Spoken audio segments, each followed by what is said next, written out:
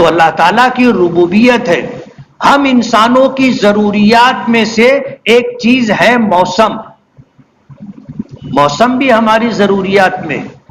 آپ دیکھ رہے ہوں گے کہ سورج کیسی آگ برسا رہا ہے. گرمی اپنے شباب پر ہے. آج کے اخبار میں نے صبح دیکھا کہ بہار میں لو کی وجہ سے ایک دن میں 8 لوگوں کی موت ہوئی. سن اسٹروک. جب دھوپ لگتی ہے، لو لگ جاتی ہے، تو کتنے لوگ ایسے ہوتے ہیں کہ چند منٹوں میں دم توڑ دیتے، جسم کا پانی سوکھ جاتا ہے. ہمارے یہاں بھی گرمی کتنے شباب پر ہے آپ کو پتہ ہے. گھر سے نکلتے آدمی پہلے دیکھتا ہے کہ باہر کی چمک کیسی ہے. موسم سخت ہوتا جا رہا ہے، اور ظاہر بات ہے یہ اللہ کے قبضے قدرت میں، اللہ کے اختیار میں. حدیث پاک میں جو قرآن کریم کی آیت میں نے پڑھی کہ وَمَن يَعْمَلْ سُوءًا يُجْزَ بِهِ، کہ جو آدمی برائی کرے گا اسے اس کی سزا دی جائے گی. ان موسموں کے بننے اور بگڑنے میں ہمارے اعمال کو عمل دخل ہے. ہمارے کاموں کو، ہمارے ہاتھوں سے وجود پانے والے افعال کو عمل دخل ہے. اس دنیا کو اللہ نے جیسا بنایا تھا، اگر یہ دنیا اسی طرح رہتی تو موسم کی یہ مار ہمیں نہیں جھیلنی پڑتی. ان زمینوں پر درخت اور پودے کون لگاتا ہے؟ اللہ اپنی قدرت سے اگاتا ہے. آپ جنگلوں میں چلے جاؤ، کبھی کسی انسان نے وہاں کوئی درخت نہیں لگایا، لیکن درخت خود بخود لگتے ہیں اور بوڑھے ہو کر ختم ہوتے رہتے ہیں اور نئے نئے درخت لگتے رہتے ہیں. اور انسانوں کی اور اس دنیا کی ضرورت کے اعتبار سے اللہ پاک درخت تو اگاتے ہیں. لیکن جب انسانوں نے اپنی ضرورت کے لیے ان درختوں کو بے دریغ کاٹنا شروع کر دیا تو موسم بدلنا شروع ہو گیا. حالانکہ نبی کریم صلی اللہ علیہ وسلم نے ہمیں درخت لگانے کی تاکید کی ہے. درخت لگانے کی تاکید کی ہے، اور جو درخت ہوں ان کو بلا وجہ کاٹنے سے منع کیا ہے. مکہ مکرمہ ہو، مدینہ منورہ ہو، وہاں کا جو جغرافیائی محل وقوع ہے وہ ریگستانی علاقہ ہے. عموماً وہاں پر بیری کے درخت اگتے، وہاں پر ببول کے درخت اگتے. جیسے ہمارے یہاں جنگلوں میں چلے جاؤ تو ساگوان کے درخت ہوتے ہیں، اور بھی بہت سارے درخت ہوتے ہیں. تو وہاں پر جو ہے ریگستانوں میں آپ دیکھو گے بیری کے اور ببول کے درخت اگتے ہیں. نبی کریم صلی اللہ علیہ وسلم نے صراحت کے ساتھ فرمایا کہ بیری کا درخت نہ کاٹے، بیری کا درخت نہ کاٹے. جو بیری کا درخت کاٹے گا اوندھے منہ جہنم میں ڈالا جائے گا. علماء نے لکھا ہے کہ حضور پاک صلی اللہ علیہ وسلم نے اپنے علاقے کے لوگوں کو سمجھانے کے لیے بیری کے درخت کا تذکرہ کیا، ورنہ جو درخت زمین پر ہوتے ہیں ان درختوں کو بلا وجہ کاٹنا ایسا ہی ہے جیسے بیری کا درخت کاٹنا. درخت کاٹنے سے منع کیا، اور حضور پاک صلی اللہ علیہ وسلم نے درخت لگانے کی تاکید فرمائی ہے کہ درخت لگایا کرو. یہ اللہ کی مخلوق ہے. جب درخت لگتا ہے سبز سرسبز و شاداب رہتا ہے، اس کی ٹہنیاں، اس کے پتے اللہ کا ذکر کرتے، اس کی ٹہنیاں اور اس کے پتے اللہ کا ذکر کرتے ہیں، اور 24 گھنٹہ اللہ کا ذکر کرتے رہتے ہیں. وہ نیکیاں ان کے نام اعمال میں لکھی جاتی ہے جنہوں نے یہ درخت لگایا. جنہوں نے یہ درخت لگایا ان کے نام اعمال میں وہ نیکیاں لکھی جاتی. ایک حدیث میں آتا ہے نبی کریم صلی اللہ علیہ وسلم نے فرمایا کہ آدمی درخت لگاتا ہے، اس درخت پر پھل آتا ہے، اس درخت پر پھول آتا ہے، پھل آتے ہیں، اور پھر لوگ اس درخت کے پھل اور پھول سے فائدہ اٹھاتے ہیں۔ آپ نے فرمایا کہ جو درخت آپ نے لگایا تھا، اس درخت سے اگر کسی مخلوق نے فائدہ اٹھایا تو اللہ تعالیٰ درخت لگانے والے کو اجر و ثواب عطا کرتا ہے۔ ہم نے کھیتی لگائی، ہم نے درخت لگائے، ہم نے کھیتی لگائی غلے کے لیے، ہم نے درخت لگائے پھل کے لیے۔ فرمایا کہ اگر کوئی پرندہ آ کر کے، کوئی جانور آ کر کے اس میں سے کچھ کھا لے تو جو کچھ اس نے کھایا ہے وہ تمہارے نام اعمال میں صدقہ لکھا جائے گا۔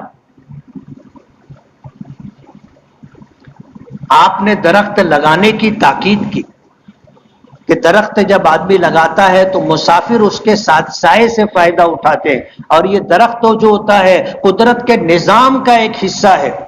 آج کی سائنس ہمیں یہ سمجھاتی ہے کہ اس سے آکسیجن نکلتی ہے اور کاربن ڈائی آکسائڈ جو ہے وہ جذب کر لیتا ہے۔ یہ چیزیں آج ہمیں سائنسی علوم حاصل ہونے کی وجہ سے معلوم ہوئی، نہیں معلوم تھی تو بھی درخت اپنا کام کر رہا تھا۔ تو یہ آج زمین پر جو موسم کی تبدیلی ہے یہ بھی اللہ کے قبضے قدرت میں، اور اللہ تعالیٰ ان کو بدلتا رہتا ہے۔ موسم کی سختی میں انسانوں کا اپنا کہیں نہ کہیں ایسا عمل ہے جس کی وجہ سے ان چیزوں کو ہمیں بھگتنا پڑ رہا ہے کہ درخت کاٹے جا رہے ہیں، درخت لگائے نہیں جا رہے۔ اسی کے ساتھ ساتھ نئی نئی مشینیں ایجاد میں آ چکی ہیں، ان کو ہم استعمال کرتے ہیں، ان سے جو ہے پالیوشن، فضائی آلودگی بڑھتی ہے، اس کی وجہ سے بھی موسم پر اثرات پڑتے۔ ظاہر بات ہے یہ ہمارے اپنے ہاتھوں کی کمائی ہے، ہم نے یہ کیا ہے اور کر رہے ہیں جس کی وجہ سے موسم کی مار کو ہمیں جھیلنا پڑ رہا ہے۔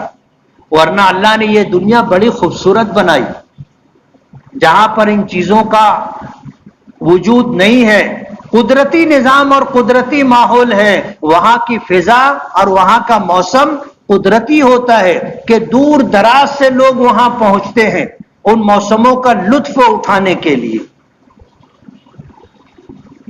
تو ضرورت اس بات کی ہے کہ ہم لوگ اپنی ذمہ داری محسوس کریں اور یہ پیغام یہاں سے لے کر کے جائیں کہ ہم اپنی زندگی میں اپنے ہاتھوں سے کچھ پیڑ پودے لگائیں گے نا، اور اس نیت سے لگائیں گے کہ اس کے سائے سے اور اس کے پھل پھول سے دوسری مخلوق فائدہ اٹھائے۔ اور جب تک یہ درخت ہرا بھرا رہے گا اور اس کی ٹہنیاں، اس کے پتے اللہ کا ذکر کرتے رہیں گے، اس کا اجر و ثواب ہمیں ملتا رہے گا۔ ہر تر چیز اللہ کو یاد کرتی، ہر تر چیز۔ قرآن کریم میں آتا ہے کہ کوئی مخلوق ایسی نہیں ہے جو اللہ کا ذکر نہ کرتی ہو، اللہ کی تسبیح نہ بیان کرتی ہو۔ وَلَكِنْ لَا تَفْقَهُونَ تَسْبِيحَهُمْ إِلَّا قَلِيلًا، مگر تم میں سے بہت کم لوگوں کو معلوم ہے کہ یہ مخلوق بھی اللہ کا ذکر کرتی۔ تمہیں پتہ نہیں، تمہیں معلوم نہیں، ہر چیز اللہ کا ذکر کرتی ہے۔ نبی کریم صلی اللہ علیہ وسلم ایک مرتبہ قبرستان سے گزرے، رک گئے، اور پھر آپ نے فرمایا کہ ٹہنی لاؤ۔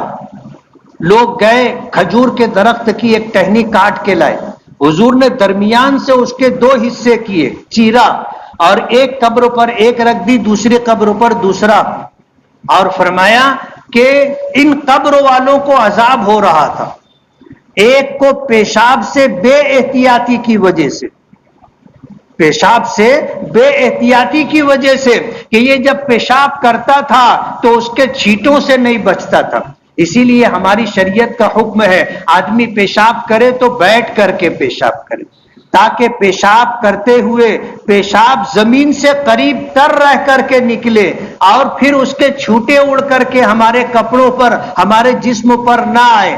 آدمی اگر کھڑے ہو کر کے پیشاب کرے گا تو اس بات کا اندیشہ ہوتا ہے کہ جب پیشاب اونچائی سے زمین پر گرے گا تو اس کے چھینٹے اڑیں گے اور ہمارے کپڑوں کو اور ہمارے پیروں کو ملوث کر دیں گے. بیٹھ کر کے پیشاب کرو. حضور نے یہاں تک ہمیں بتایا اور فرمایا کہ اس کو پیشاب سے بے احتیاطی کی وجہ سے عذاب ہو رہا تھا اور دوسرے کو غیبت اور چغل خوری کرنے کی وجہ سے. اور پھر آپ نے فرمایا کہ مجھے اس بات کا گمان ہے کہ یہ تر ٹہنیاں جو میں نے ان کی قبروں پر رکھی ہے جب تک یہ اللہ کا ذکر کرتی رہیں گی، جب تک ہری رہیں گی اللہ کا ذکر کرتی رہیں گی، اور ان کے اللہ کا ذکر کرنے کی وجہ سے قبر میں جو مرحوم مدفون ہیں ان کو اللہ پاک راحت عطا کرے. اسی لیے اپنے مرحومین کی قبروں پر درخت بھی لگانا چاہیے. قبرستانوں میں اپنے مرحومین کی قبروں پر درخت لگانا چاہیے. یہ درخت جب تک ہرا بھرا رہے گا اللہ کا ذکر کرتا رہے گا اور پھر اللہ مرحوم کو عذاب قبر سے اس راحت نصیب ہوگی. درخت لگایا جائے، لگائیں گے درخت لگائیے. آپ کا درخت لگانا موسم کو بنانے میں، سازگار کرنے میں انشاءاللہ اس کا عمل دخل رہے گا. اور اسی کے ساتھ اس نیت سے لگائیں کہ اس کے سائے سے دوسری، اس کے پھل پھول سے دوسری مخلوقات فائدہ اٹھائیں گی، اللہ اس کا اجر ہمیں دے گا. جب تک یہ درخت رہے گا، ہرا بھرا رہے گا، جب تک یہ اللہ اس کی ٹہنیاں، اس کی پتیاں اللہ کا ذکر کرتی رہیں گی اور اس کا اجر و ثواب ہمارے نام اعمال میں لکھا جائے گا. آج جو موسم کی مار ہم جھیل رہے ہیں، ایک آدمی ایک درخت لگائے، انشاءاللہ موسم کی تبدیلی پر اس کا اثر پڑے گا. نبی کریم صلی اللہ علیہ وسلم نے فرمایا اعمالکم عمالکم، تمہارا عمل ہی تم پر حکومت کرتا ہے، تمہارا عمل ہی تم پر اثر انداز ہوتا ہے. جیسا تمہارا عمل ہوگا اسی طرح تمہارے حق میں فیصلے کیے جائیں گے. بعض روایتوں میں آتا ہے کہ زمین سے جیسا تمہارا عمل آسمان پر جائے گا، آسمان سے اسی طرح کے فیصلے تمہارے لیے نازل ہوں گے. تو کہیں نہ کہیں ایک انسان ہونے کے ناطے اور دنیا کے دارالاسباب ہونے کی وجہ سے، ہمارے اعمال کی وجہ سے اللہ پاک کے فیصلے اچھے یا برے ہمارے حق میں ہوتے. کرنے والی ذات اللہ کی ہے، وہی کرتا ہے. ہمیں تو اس بات کا یقین ہے کہ اگر روئے زمین پر ایک درخت بھی نہ ہو اور اللہ موسم ٹھنڈا رکھنا چاہے تو اللہ کو اس پر قدرت ہے. اور اس بات کا بھی یقین ہے کہ اگر پوری دنیا درختوں سے بھر دی جائے اور اللہ اگر موسم کو گرم رکھنا چاہے تو موسم گرم رہے گا. کرنے والی ذات اللہ کی ہے، لیکن سبب کے درجے میں ہمیں جن باتوں کی ہدایت دی گئی ہے ان باتوں کا خیال رکھنا ضروری ہے. اس لیے درخت لگائیے، اپنے مرحومین کی قبروں پر درخت لگائیے، اپنے گھر کے آمنے سامنے درخت لگائیے، اس کی آبیاری کیجیے اس نیت کے ساتھ کہ یہ بھی ایک عمل ہے جس کی ہمارے پیغمبر نے ہم کو تاکید کی ہے اور بلا وجہ درختوں کے کاٹنے سے منع کیا ہے. یہ درخت ہوں گے کہ اللہ کی مخلوق کو اس سے راحت اور فائدہ ہوگا اور انشاءاللہ ہمارے لیے اجر و ثواب کا بھی باعث ہوگا. وآخر دعوانا ان الحمد للہ رب العالمین.